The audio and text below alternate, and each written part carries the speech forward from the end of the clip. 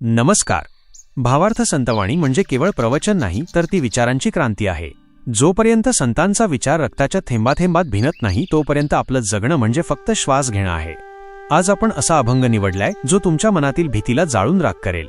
जर तुम्हाला सडेतोड जगायचं असेल तर संतांची ही खतरनाक ताकद समजून घ्यावीच लागेल. पहा हा व्हिडिओ आणि अनुभवा स्वतःमधला बदल. मित्रांनो, आजच्या या स्पर्धेच्या युगात आपण सगळं काही मिळवतोय, पण शांतता हरवून बसलोय का? आपल्या संतांनी 700 वर्षांपूर्वीच एक असा मंत्र दिला होता जो आजही आपल्याला नैराश्यातून बाहेर काढू शकतो. संत नामदेव महाराज म्हणतात, आम्ही दैवाचे. आपण स्वतःला दुर्दैवी समजतो, पण नामदेव महाराज आपल्याला दैवाचे का म्हणतात हे गुपित जाणून घेण्यासाठी हा व्हिडिओ शेवटपर्यंत नक्की पहा. हा अभंग फक्त टाळ मृदंगापुरता मर्यादित नाही, तर तो मानसिक शांततेचा मंत्र आहे. दास पंढरीरायाचे म्हणताना आपण स्वतःला एका मोठ्या शक्तीला समर्पित करतो, ज्यामुळे जीवनातील अहंकार कमी होतो आणि नम्रता येते. नामाचा उच्चार करणे ही एक प्रकारची मेडिटेशन ध्यान आहे, जी आजच्या धावपळीच्या जगात चित्त स्थिर करण्यासाठी आवश्यक आहे. सतत नामस्मरण केल्याने मेंदूमध्ये सकारात्मक लहरी निर्माण होतात, ज्यामुळे नकारात्मक विचारांचा प्रभाव कमी होतो. आपण दैवाचे आहोत ही भावना मनात ठेवली की तक्रार करण्याची वृत्ती संपते आणि आनंदी राहण्याची सवय लागते. ज्याप्रमाणे वारकरी नियमाने नाम घेतात, तशीच जीवनात कामाची शिस्त लावल्यास यश निश्चित मिळते. टाळ विणा घेऊन एकत्र गाणे हे कम्युनिटी आणि सोशल सपोर्टचे प्रतीक आहे. एकटेपणा घालवण्यासाठी भक्तीसारखा दुसरा मार्ग नाही.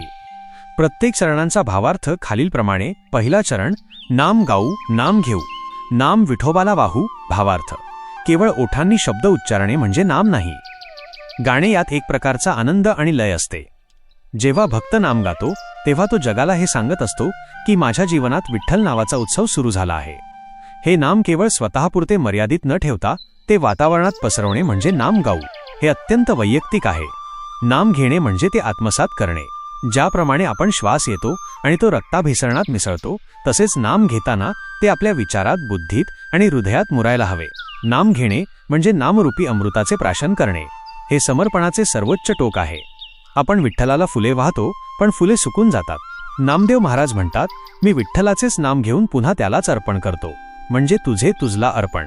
मी नाम घेतोय हा अहंकार सुद्धा मी विठ्ठलाच्या चरणी वाहून टाकतोय. सामाजिक संदर्भ. नामदेव महाराजांच्या काळात वर्णव्यवस्था आणि कर्मकांडांचे स्तोम माजले होते. देवाची भक्ती करण्याचा अधिकार ठराविक वर्गापुरताच मर्यादित होता. नाम गाऊ म्हणताना नामदेवांनी भक्तीला सार्वजनिक केले. यात कोणताही भेदभाव नाही. नैतिक धडा. भक्ती ही वैयक्तिक नसून ती समूहासाठी आहे. विठोबाला वाहू म्हणजे आपले अहंकारी अस्तित्व त्या परमतत्वात विलीन करणे. आजच्या डिजिटल युगात उपयोग. आजच्या काळात सोशल मीडियावर प्रत्येकजण मी सेल्फी कल्चरमध्ये अडकला आहे.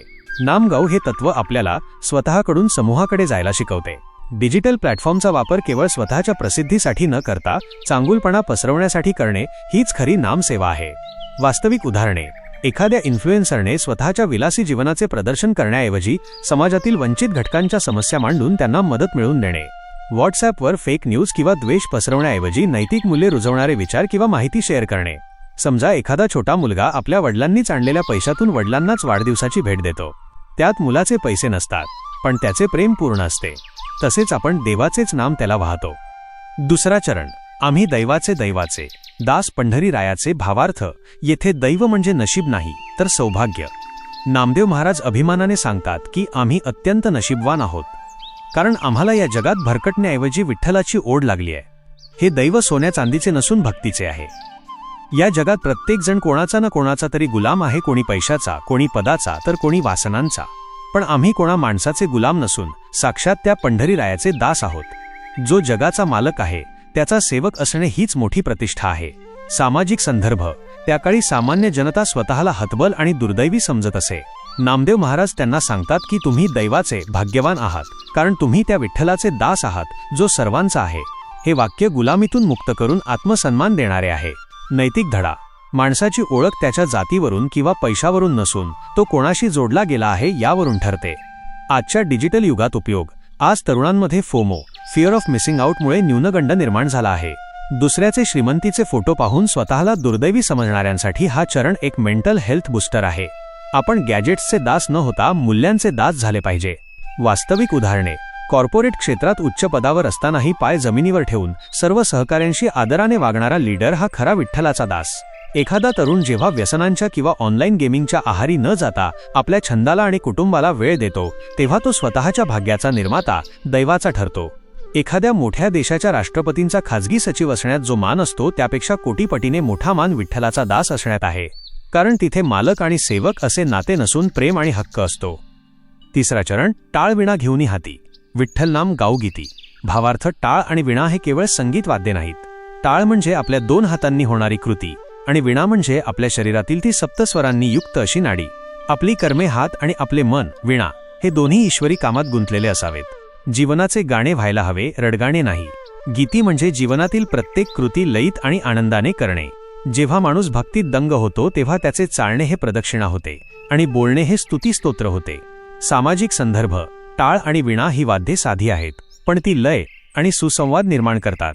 समाजात विस्कळीतपणा होता, तो भक्तीच्या एका लयीत आणण्याचा प्रयत्न संतांनी केला.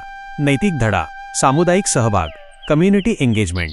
सर्वांनी एकत्र येऊन एकच धून गाणे म्हणजे एकोपा निर्माण करणे.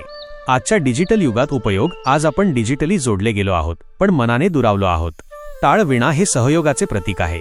तंत्रज्ञानाचा वापर करून विसंवाद मिटवणे आणि सामाजिक सलोखा राखणे आवश्यक आहे.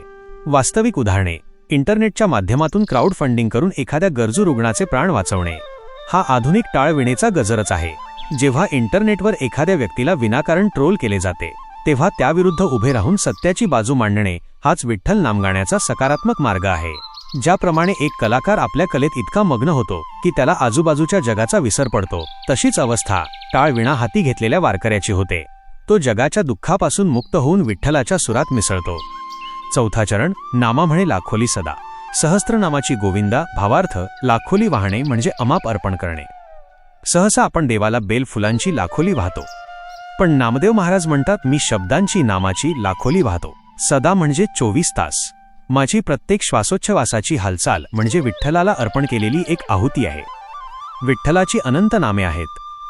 ही सहस्त्रनामे म्हणजे ईश्वराची अनंत रूपे. प्रत्येक माणसात, प्रत्येक कणात मला तो गोविंद दिसतो आणि त्या प्रत्येक रूपाला मी नामस्मरण अर्पण करतो. ही भक्तीची परिसीमा आहे, जिथे भक्त आणि देव यांच्यात नामाचा अखंड पूल बांधला जातो. सामाजिक संदर्भ, लाखोली वाहणे म्हणजे पूर्णपणे अर्पण होणे. नामदेव महाराज म्हणतात की ईश्वराचे स्मरण हे केवळ एकदा करून चालत नाही, तर ते श्वासासारखे सदा, नेहमी हवे. नैतिक धडा, सातत्य, कन्सिस्टन्सी आणि कृतज्ञता. जेव्हा आपण हजारो वेळा देवाचे नाव घेतो तेव्हा आपल्या मनात वाईट विचारांना जागा उरत नाही. आजच्या डिजिटल युगात उपयोग, आजच्या युगात माहितीचा भडीमार, इन्फॉर्मेशन ओव्हरलोड आहे. यात आपली नीतिमत्ता टिकवण्यासाठी चांगल्या विचारांची लाखोली व्हावी लागेल. आपण दिवसभरात हजारो वेळा फोन पाहतो, त्याऐवजी किती वेळा आपण चांगल्या विचारांचे मनन करतो? वास्तविक उदाहरणे, एखादा विद्यार्थी स्पर्धा परीक्षेचा अभ्यास करताना डिजिटल डिटॉक्स करून सातत्याने आपल्या ध्येयाचे स्मरण, नाम करतो तेव्हा त्याला यश मिळते. सायबर सुरक्षेच्या संदर्भात, जेव्हा एखादी व्यक्ती लालचेला बळी न पडता नैतिकता जपते आणि चुकीच्या लिंकवर क्लिक करत नाही, तेव्हा ती मूल्यरक्षणाची लाखोली वाहत असते. या अभंगातून आपणास काय शिकवण मिळते? ईश्वराची प्राप्ती करण्यासाठी कोणत्याही कठीण विधींची गरज नाही. केवळ विठ्ठलाचे नाव घेतल्याने आणि त्याच्या गुणगानात तल्लीन झाल्याने मनाला शांती मिळते. स्वतःला विठ्ठलाचे दास समजणे म्हणजे अहंकाराचा त्याग करणे होय. आपण त्या पांडुरंगाचे आहोत हा भाव भक्ताला एक प्रकारचे आध्यात्मिक बळ आणि समाधान देतो. टाळ विणे घेऊन विठ्ठल नामाचा गजर करणे हे केवळ बाह्य कर्म नसून तो अंतरात्म्याचा आनंद आहे. भक्ती ही गाता नाचता येणारी सहज प्रक्रिया असावी असे हा अभंग सुचवतो. लाखोली वाहणे किंवा सहस्त्र नाम घेणे याचा अर्थ असा की ईश्वराचे स्मरण हे केवळ काही वेळापुरते मर्यादित नसावे, तर ते श्वासासारखे निरंतर सदा असावे. हा अभंग आपल्याला अहंकार सोडून आनंदाने आणि सातत्याने नामस्मरण करण्याची शिकवण देतो. संसारातील दुःखावर मात करण्यासाठी विठ्ठल भक्तीचा मार्ग हा सर्वात सोपा आणि खात्रीशीर मार्ग आहे. हाच यातील मुख्य विचार आहे. आधुनिक उदाहरण, कल्पना करा, एक तरुण सॉफ्टवेअर इंजिनियर आहे ज्याला डेडलाईन्सचे खूप टेन्शन आहे, किंवा एक गृहिणी आहे जिला रोजच्या कामाचा थकवा जाणवतोय. ऑफिसमध्ये प्रेझेंटेशन देताना किंवा स्वयंपाकघरात काम करताना जेव्हा मन अस्वस्थ होते तेव्हा विठ्ठल विठ्ठल म्हणणे म्हणजे स्वतःला एक मेंटल पॉज देणे आहे. जसे आपण मोबाईल चार्ज करतो तसे नामस्मरण आपल्याला आतून चार्ज करते. काम करत असताना हे काम मी विठ्ठलासाठी करत आहे हा भाव ठेवला की कामाचा कंटाळा येत नाही, तर त्याचे भक्तीत रूपांतर होते. संतांनी सांगितलेला हा मार्ग वर्क लाईफ बॅलन्सचा सर्वात सोपा मंत्र आहे. सध्याच्या काळातील नवीन पिढीसाठी अभंगाचा संदेश. मित्रांनो, आज आपण सगळेच बर्नआउट आणि अँक्झायटीच्या विळख्यात आहोत. नामदेव महाराज या अभंगातून आपल्याला एक मेंटल रिसेट देण्याची ट्रिक सांगत आहेत. जसं आपण आपला फेवरेट प्लेलिस्ट ऐकून रिलॅक्स होतो, तसंच विठ्ठल हे एक चांट आहे. ते रिपीट केल्यावर तुमच्या मनातील नॉईज कमी होतो. हे एक प्रकारे डीप फोकस मिळवण्याचं साधन आहे. सतत माझ्याकडे हे नाही ते नाही म्हणण्यापेक्षा माझ्याकडे ईश्वराचे प्रेम आहे हा विचार करणे म्हणजे ग्रॅटिट्यूड. जेव्हा तुम्ही स्वतःला लकी समजता तेव्हा तुमची पॉझिटिव्हिटी वाढते. सगळं काही आपल्या हातात नसतं. फोमो बघू काय होईल सोडायचा असेल तर तो बघून घेईल हा ट्रस्ट ठेवा. हाच खरा सरेंडर आहे. एकदाच तासभर बसून ध्यान करण्यापेक्षा दिवसातून 1000 वेळा 2-2 सेकंद देवाचे नाव घेणे ही मायक्रो हॅबिट आहे. यामुळे तुम्ही सतत प्रेझेंट मोमेंटमध्ये राहता. थोडक्यात काय तर विठ्ठल म्हणजे केवळ मंदिरातली मूर्ती नाही तर तो आपल्या आत असलेला आनंद आहे. तो आनंद डाउनलोड करण्यासाठी नाम हे पासवर्ड आहे. प्रेक्षकांसाठी कृती कॉल टू ॲक्शन. मित्रांनो, नामदेव महाराजांचा हा अभंग केवळ टाळ वाजवून म्हणण्यासाठी नाही तर तो आचरणात आणण्यासाठी आहे. नाम गाऊ म्हणजे चांगले बोलू, दैवाचे दास म्हणजे अहंकाराचा त्याग करू आणि लाखोली म्हणजे सातत्याने सत्याची कास धरू. आजच्या वेगवान जगात विठ्ठलाचे नाव घेणे म्हणजेच माणुसकी जपणे होय. नाम गाऊ नाम घेऊ हा केवळ गाण्याचा अभंग नाही तर तो आनंदी राहण्याचा फॉर्म्युला आहे. आपण कोणाचे दास आहोत? आपण त्या विठ्ठलाचे आहोत जो संपूर्ण जगाचा मालक आहे. मग आपल्याला कशाची भीती? आजपासून एक छोटा प्रयोग करूया. दिवसभरात जेव्हा कधी तुम्हाला ताण जाणवेल तेव्हा फक्त 2 मिनिटे डोळे मिटून विठ्ठल नामाचा जप करा. तुमचं काम विठ्ठलाला अर्पण करून बघा आणि मग बघा तुमच्या ऊर्जेमध्ये काय बदल होतो. हा अनुभव मला कमेंट्समध्ये नक्की सांगा. धन्यवाद. संतांचे शब्द म्हणजे निव्वळ ओव्या नाहीत तर ते माणसाला माणूस म्हणून उभं करणारं ब्रह्मज्ञान आहे. ज्या काळात विचारांवर गंज चढला होता त्या काळात संतांनी आपल्या वाणीनं क्रांती घडवली.